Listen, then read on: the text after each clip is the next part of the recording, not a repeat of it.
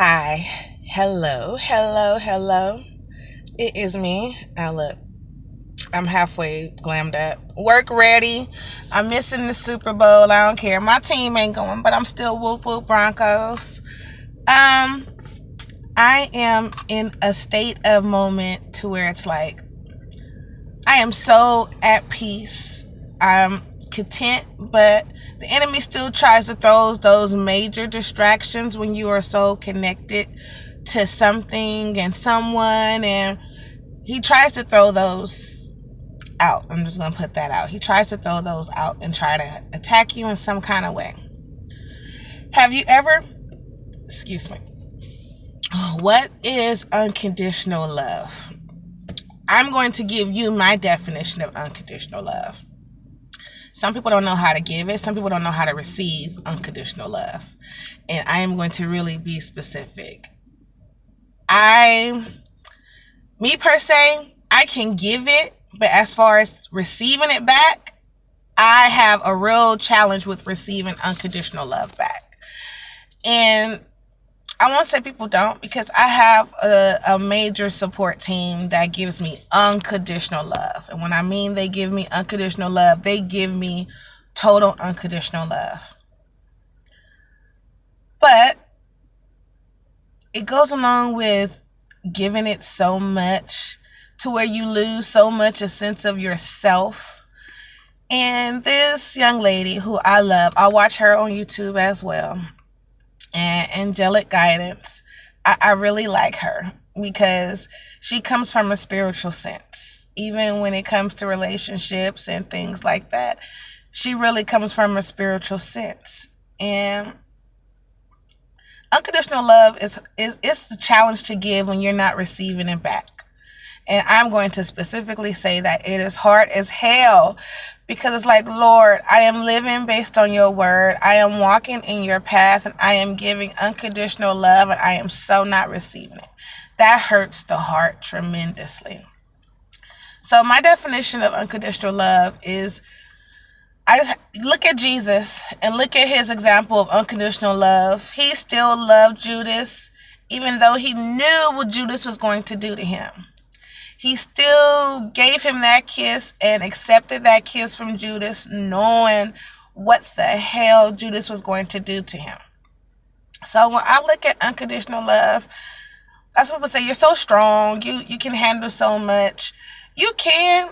Only I handle all of this only because of God. I swear I do. I still love people who I know don't love me back, who don't give me the same amount of love that I give them, only because of God the Father. Again, when the Lord tells me to do a video, he's telling me to do it for a reason. Some people don't watch, some people do watch.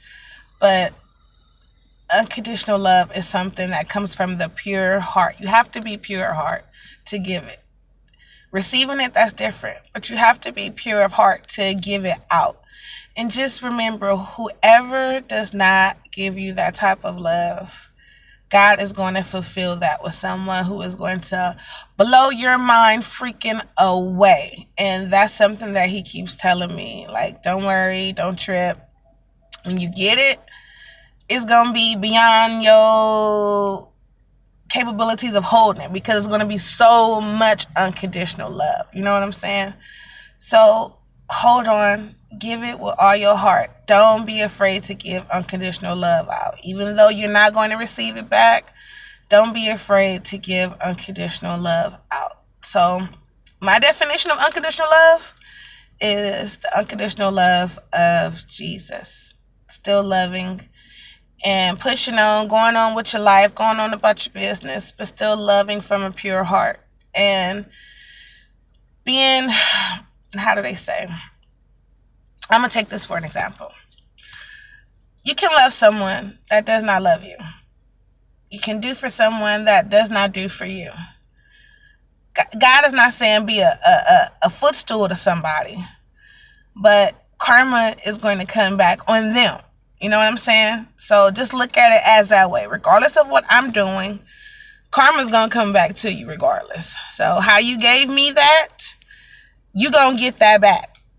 And when you thought you was unconditionally loving somebody and they do you wrong, then that's that karma that came back. Because when you had that, you didn't appreciate that.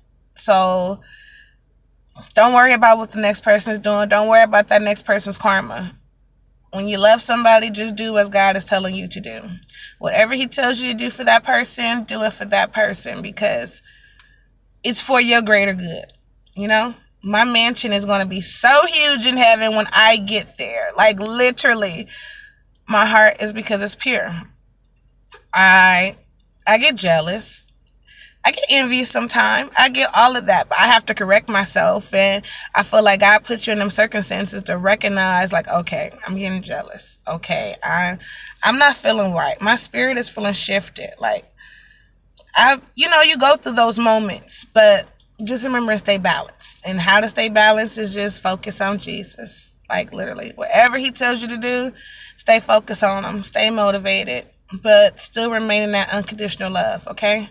Because it's going to pay off for you so well. It might not look like it now.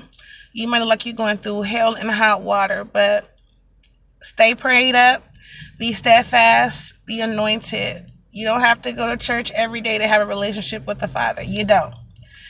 Church is for learning. Church is for definitely that's something that you must do, because you have to go to learn. Everybody went to church to learn. So that's something that's a part of your mission of being a Christian, of not, and I'm gonna say Christian because that Christian is a religion. You know what I'm saying? That's a religion. With relationship with God, that's not a religion.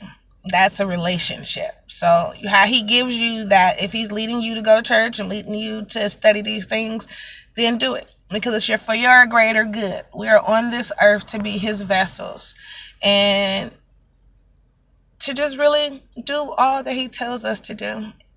Literally, because we work for him.